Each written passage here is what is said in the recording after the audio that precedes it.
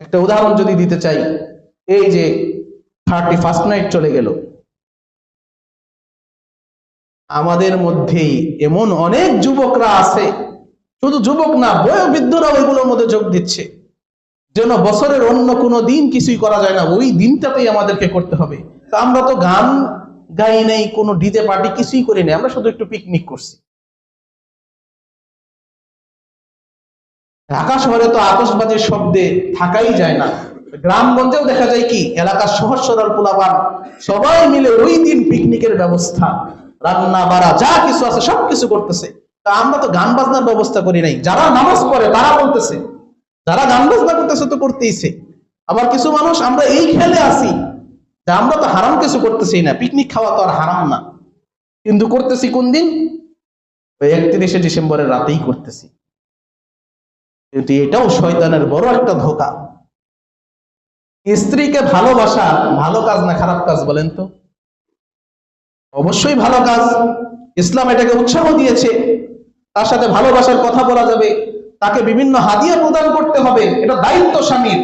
কিন্তু এই জিনিসটা যদি কেউ শুধুমাত্র 14ই ফেব্রুয়ারিতে করে আর বলে আজকে ভালোবাসা দিবস, আমি তো আমার স্ত্রীকেই দিচ্ছি, অন্য কাউকে তো দিচ্ছি না, তাহলে কি এটা সওয়াব হবে? ভালোবাসা দিবস আসছে কোথা থেকে সেটা আমাদের জানতে হবে। সামনে 14ই ফেব্রুয়ারি আসতেছে, অনেকে আমরা মনে করি যে এই দিনে স্ত্রীকেও হয়তো ভালো কিছু দিতে হয়, তার সাথে একটু রোমান্টিক কথাবার্তা বলতে হয়। সাবধান, এগুলো করা যাবে না। আমাদের কোনো কাজই অমুসলিমদের কালচারের সাথে মিলা যাবে না।